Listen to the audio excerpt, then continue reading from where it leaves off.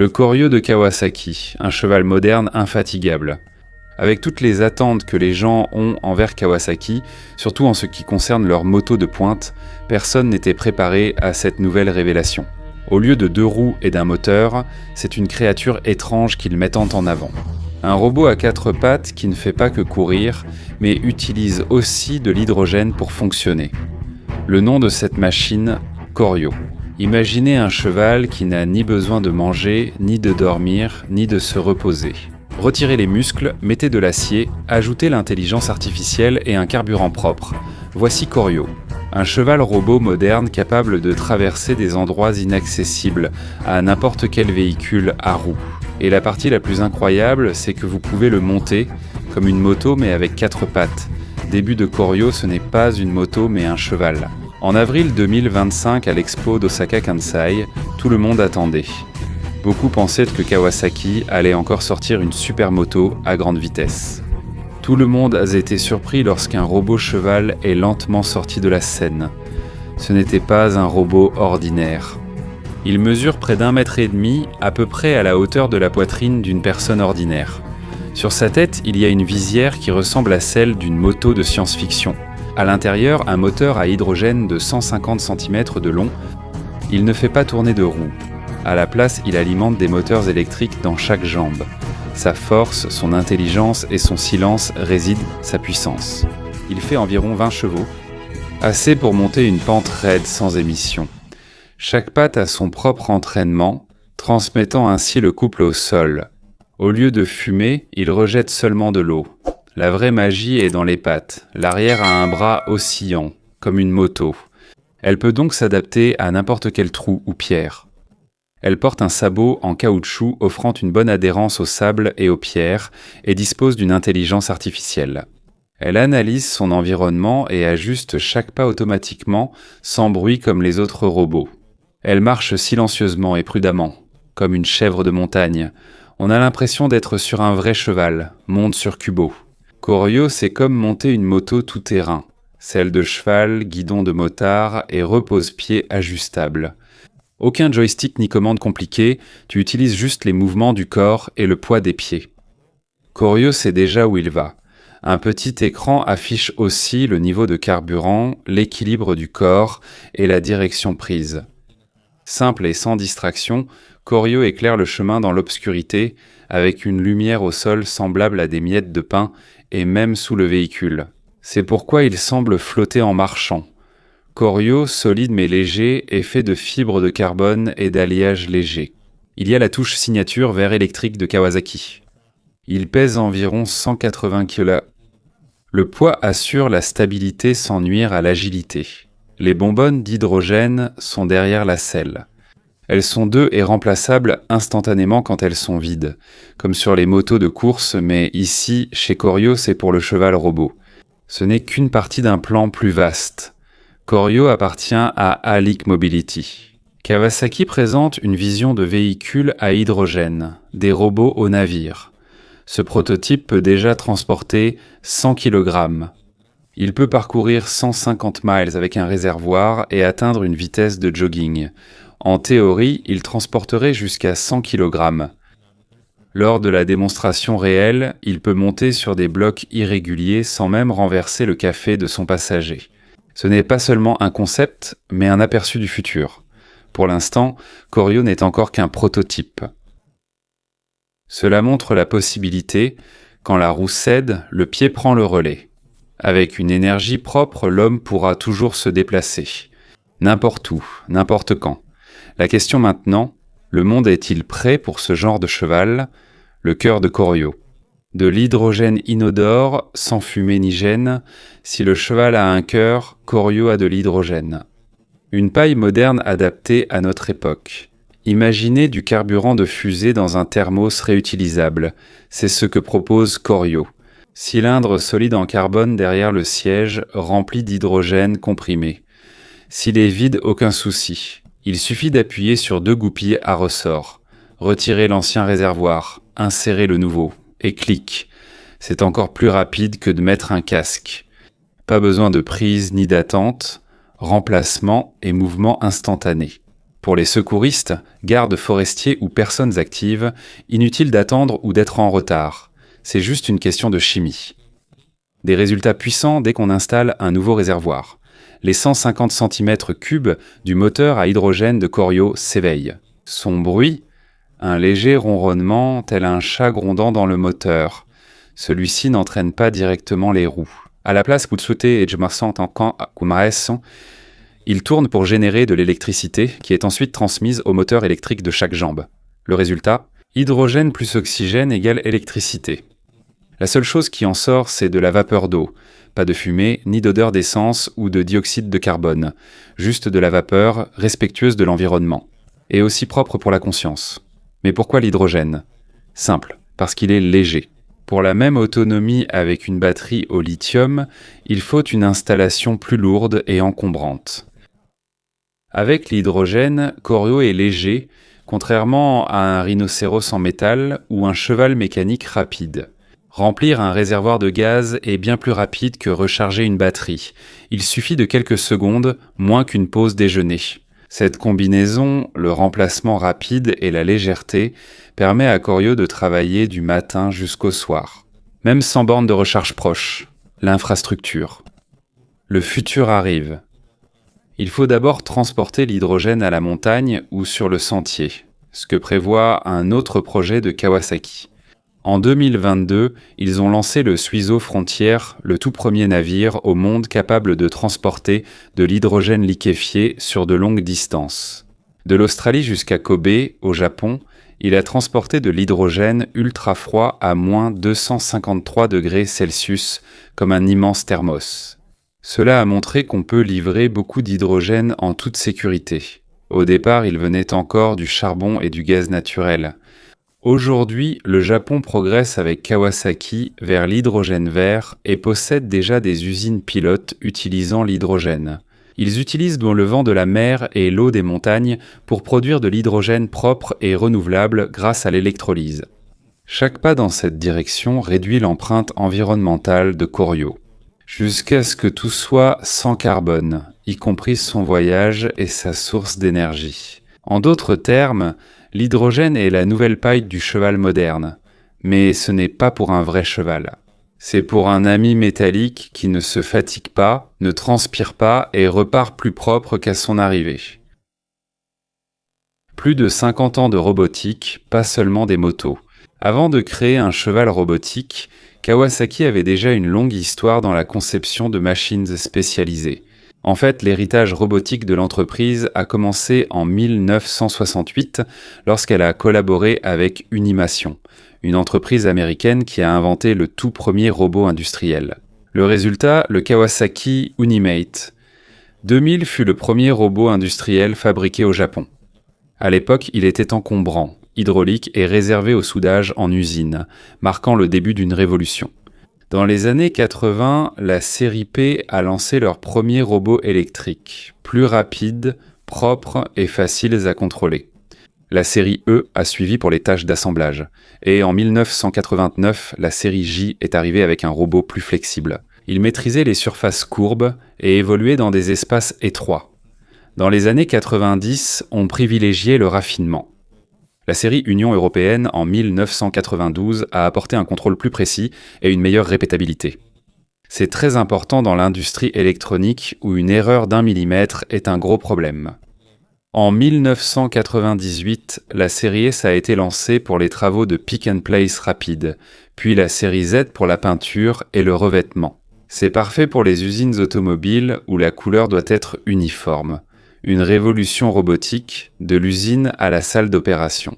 En 2002, Kawasaki a lancé la série M pour les travaux lourds et la série Y pour l'emballage ultra rapide. Ils se sont aussi lancés dans la robotique pour salle blanche de l'industrie des semi-conducteurs, où la poussière est exclue. Mais l'un des plus grands pas a eu lieu en 2015. Le Dwaro, un robot à 2 bras. Conçu pour travailler avec l'homme sans nécessité de barrière ou de cage. Il peut visser, emballer ou assembler des produits tout en se déplaçant avec soin et politesse. Ils ont vite investi la robotique médicale. Avec SpaceX, ils ont conçu le robot chirurgical Inatori, équipé d'une vision 3D et de bras très précis. Pour les opérations délicates comme la chirurgie robotique de la prostate.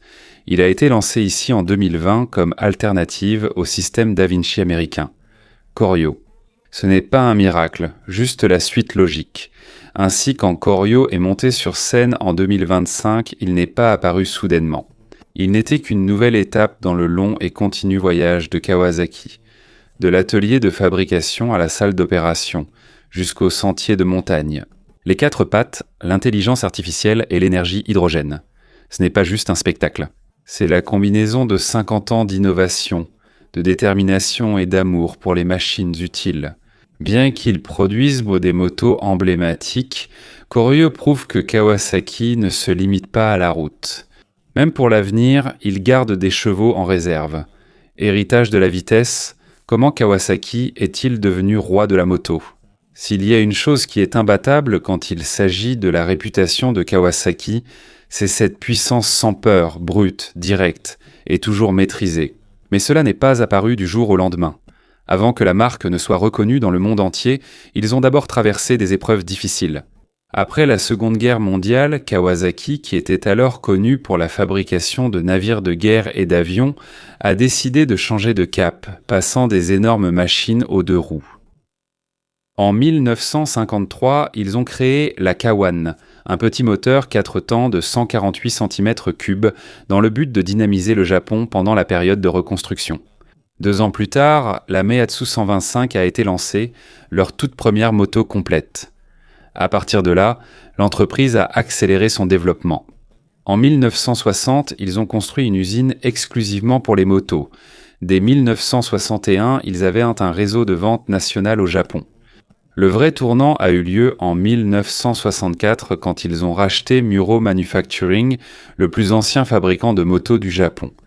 C'est ainsi que débute l'ère de la W1650, la réponse de Kawasaki aux motos britanniques et leur première preuve de compétitivité mondiale. Une puissance hors limite. En 1969, la H1 Mach 3, un 3 cylindres 2 temps, parcourait le quart de mile en 13 secondes. Dès lors, ils ont constamment révolutionné la vitesse. En 1972, la Z1 a été lancée, une bête à 4 temps de 903 cm3 capable d'atteindre 200 km/h. C'est la moto qui a littéralement inventé le terme « superbike ». Dans les années 80, ils ont brisé la frontière entre le circuit et la route.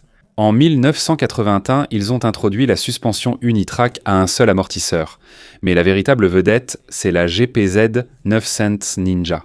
En 1984, c'était le premier moteur 4 cylindres en ligne 16 soupapes refroidi par liquide produit en série et la première moto à atteindre 240 km/h. On ne peut pas oublier que c'est la moto de Tom Cruise dans Top Gun, ce qui a fait de la Ninja une légende. En 1990, les monstres arrivaient sans cesse. ZX11 la plus rapide durant des années, puis la plus folle en 2006 ZX6R reine des middleweight en 1995. ZX12R 2000, puis ZX110R et ZX14 2004. En 2015, ils ont bouleversé le monde avec la Ninja H2R, un monstre suralimenté qui a dépassé les 300 km/h. Ce n'est pas seulement la puissance. Il y a aussi de l'intelligence. L'ABS en virage en 2018 et le régulateur adaptatif par radar en 2022, qui maintient la distance avec les autres véhicules en mode croisière. Nous allons maintenant vers les Ninja électriques, les prototypes hydrogène et les motos sportives hybrides. Depuis 70 ans, Kawasaki dit une chose, si ce n'est pas excitant, ça ne vaut pas la peine d'être fait. La question maintenant est, s'ils sont la référence en moto, Corio pourra-t-il entrer sur la scène des robots ? Comparaison Corio contre les autres. Admettons-le, Corio n'est pas le premier robot quadrupède, mais c'est le seul conçu pour être monté par un humain. De nombreux robots actuels se contentent de porter des objets, servir du café ou danser sur YouTube, mais Corio vise bien plus. Un véritable compagnon mécanique pour de vraies ambitions. Regardons les concurrents célèbres. Numéro 1, Spot de Boston Dynamics. Spot est le plus célèbre. C'est un gros chien qui marche sur rocher. escalier ou boue. Électrique, autonome, intelligent, mais pas conçu pour être monté. Il peut porter 14 kilos. C'est le poids d'un sac à dos. Il peut être utilisé pour l'inspection, mais il ne peut pas vous porter. Numéro 2, Hyundai DALI. C'est un robot amical pour le service client. Il ne marche pas. Il a des roues cachées en dessous. Il salue très bien. Il serre la main, prend des selfies, mais n'est efficace qu'en exposition. Impossible de l'emmener en montagne ou dans la boue. Amical ? Oui. Aventurier ? Non. Numéro 3. Yamaha Motobot. Celui-ci est un robot humanoïde qui conduit une vraie Yamaha R1 incroyablement rapide. Mais il est fixé à la moto. Il ne sait pas marcher. Il ne peut pas non plus s'équilibrer tout seul. Il a été conçu pour les tests, pas pour transporter des humains. Koryo. Il n'a pas d'égal pendant que les autres dansent, saluent ou foncent à toute vitesse. Koryo, lui, marche tranquillement vers une nouvelle ère. Il possède une selle, un guidon, des capteurs de mouvement corporel et des anneaux en caoutchouc pour terrains variés. Il réagit à ton poids comme un vrai cheval et fonctionne à l'hydrogène. Zéro émission, ravitaillement rapide. Il est très autonome, sans besoin de télécommande ni de programme préchargé, tu le contrôles. Son but n'est pas d'être le plus rapide, le plus humanoïde ou le plus mignon. Son objectif, c'est d'être montable, propre et fiable. Premier robot montable pouvant remplacer les 4 roues dans un monde où les robots sont seulement assistants, amuseurs ou acolytes. Koryo est un compagnon prêt pour une mission. Pas juste une démonstration, mais un véritable voyage. Et s'il doit encore affronter des obstacles, avec le courage de son hydrogène et la technologie Kawasaki, il est prêt à affronter la piste avec un pilote comme toi. Pas encore prêt ? Demandez à Koryo. Oui, il est impressionnant. Mais même futuriste, il n'est pas prêt pour le monde réel. Ce n'est pas un manque d'ambition de Kawasaki, mais il y a de nombreux obstacles à surmonter, à commencer par les pieds. Ça semble simple, mais en robotique, c'est le plus difficile. Une roue ne fait que tourner. Mais un pied doit marcher, s'ajuster et s'équilibrer à chaque pas. Chaque fois que Koryo lève un de ses sabots, des dizaines de capteurs et de moteurs doivent se synchroniser instantanément. Si un seul actionneur tombe en panne pendant un pas, tout le système peut s'effondrer. Et à cause de cela, c'est très difficile à entretenir. Il faut le maintenir, surtout si on est en montagne, en forêt ou dans un endroit sans mécanicien. Deuxièmement, le prix. Kawasaki n'a pas encore annoncé combien coûtera Koryo, mais c'est sûr que ce ne sera pas aussi abordable qu'un vélo tout-terrain. Un robot lisible à hydrogène contrôlé par intelligence artificielle n'est pour l'instant qu'un concept haut de gamme. Il n'est pas encore produit en série. Il sert donc uniquement aux expositions, démonstrations ou programmes pilotes. Troisièmement, où faire le plein. Dans beaucoup de pays, les stations à hydrogène restent rares. Si vous n'êtes pas proche d'un centre de recherche ou d'un projet pilote, il est difficile de remplir le réservoir de Koryo, un problème hors du contrôle de Kawasaki. Une grande infrastructure est requise ici. Quatrièmement, quel est exactement ce véhicule ? Ce n'est ni une voiture, ni une moto, ni un drone. Alors où peut-on le garer ? Faut-il un permis ? Et en cas d'accident, qui sera responsable ? Les zones grises réglementaires doivent être clarifiées avant que le Koryo puisse être légalement utilisé sur route ou sentier. Et enfin, la perception des gens. Certains seront impressionnés, mais d'autres s'interrogeront. Pourquoi ne pas juste utiliser un vélo ? N'est-ce pas un peu exagéré ? Mais en réalité, chaque nouvelle invention traverse ce moment de doute. Tu te souviens quand on critiquait les voitures électriques ? Souviens-toi quand on voyait les drones comme des jouets ou qu'on pensait les smartphones inutiles. Regarde-les aujourd'hui. Si Koryo surmonte ces obstacles juridiques, techniques ou sociaux, il pourrait établir une nouvelle norme de mobilité. Et un jour, on pourrait même se demander « Pourquoi avons-nous douté du cheval robot ? Pourquoi le monde a-t-il besoin de Koryo ?» Imaginez une petite ville de montagne frappée par un glissement de terrain. La route est bloquée. Des arbres, des rochers et de la boue obstruent le passage. L'hélicoptère ne peut pas atterrir, les véhicules ne peuvent pas passer. Chaque seconde compte. C'est le genre de situation que Kawasaki a pris en compte lorsqu'ils ont présenté Koryo à l'expo d'Osaka Kansai. Un véhicule capable de traverser des endroits où les roues ne peuvent pas passer, et surtout en utilisant de l'énergie propre. Pourquoi donc? Et ce ne sont pas des roues. Simple, certains endroits sont tout simplement impraticables.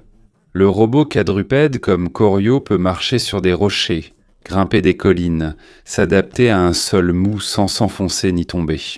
Lors des tests, il a été prouvé que les robots à pattes peuvent traverser des endroits inaccessibles à n'importe quel camion ou véhicule à roues. Mais il ne s'agit pas seulement de mobilité. Les zones sinistrées ou éloignées n'ont généralement pas d'électricité ni de station de recharge. C'est là que l'hydrogène entre en jeu.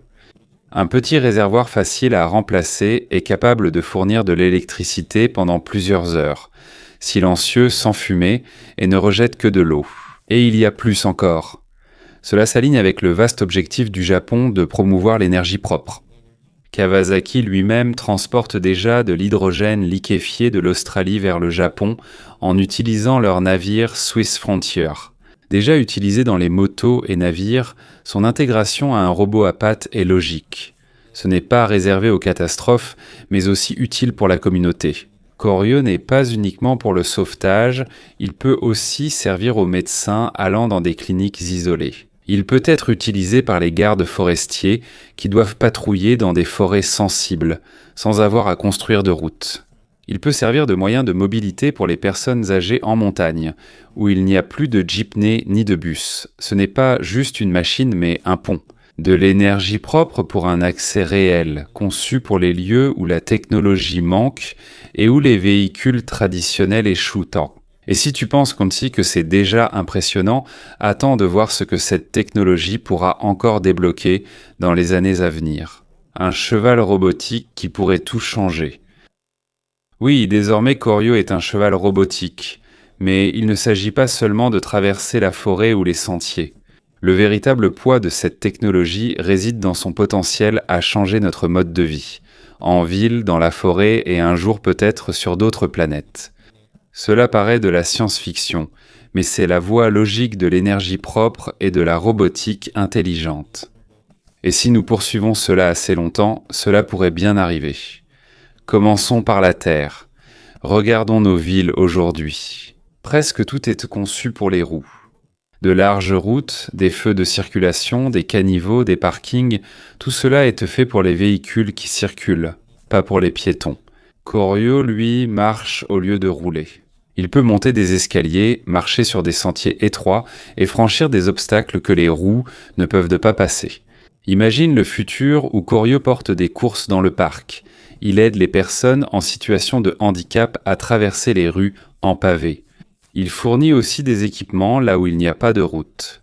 Si cela arrive, peut-être que nous recommencerons à construire des villes pour les gens, pas seulement pour les voitures, plus d'espaces verts, moins d'asphalte. Communauté piétonne où les robots s'intègrent sans gêner. Les robots à pattes pourraient nous libérer de l'emprise de l'asphalte. Puis la nature. Imagine la forêt. Les équipes de conservation interviennent souvent dans des lieux isolés avec des quads ou des hélicoptères. Bruyants, coûteux et nuisibles pour la nature à protéger. Mais Corio est silencieux, sans traces et les animaux ne craignent rien. Le sol n'est pas endommagé. Donnez-lui des capteurs et de l'intelligence artificielle, il peut alors patrouiller contre les chasseurs illégaux, suivre les espèces menacées. Planter des semis dans des endroits inaccessibles, il ne remplace pas la nature, il l'aide à survivre. Et voici le grand retournement de situation. Mars, la National Aeronautics and Space Administration, l'agence spatiale européenne et SpaceX sont désormais sérieux quant à l'envoi d'humains sur Mars. Mais avant que les astronautes n'y arrivent, il faut d'abord l'infrastructure. Livraison de fret, installation des habitats, exploration du sol. Et devine quoi? Des robots à pattes comme Corio sont actuellement testés. Récemment, l'équipe Cerberus, soutenue par la Defense Advanced Research Project Agency, a testé des quadrupèdes dans des grottes similaires à celles de Mars, pour voir comment ils se déplaceraient sur un terrain qu'un rover ne peut pas traverser. Et si on y pense, Corio n'a pas besoin de route. Il peut grimper, marcher et s'adapter à n'importe quel type de sol. S'il fonctionne à l'hydrogène ou à l'énergie solaire, il peut durer plusieurs heures, même sur une autre planète. Avant que l'homme n'atterrisse sur Mars, Corio pourrait déjà manipuler les outils, installer des avant-postes ou chercher une route sûre. Ce n'est pas seulement une question de monter dessus, mais aussi de changer de perspective. C'est comme une simple invention. Un robot cheval. Avec une perspective plus large, cela change notre vision de nos déplacements. La route n'a plus besoin d'être lisse. Fini le bruit, la fumée d'essence. Le design n'est plus dicté par les roues. Ce que nous faisons ici, ce n'est pas seulement un véhicule, mais une nouvelle façon de penser. Et peut-être un nouveau départ. Ce trajet remet en question le transport, la technologie et l'avenir.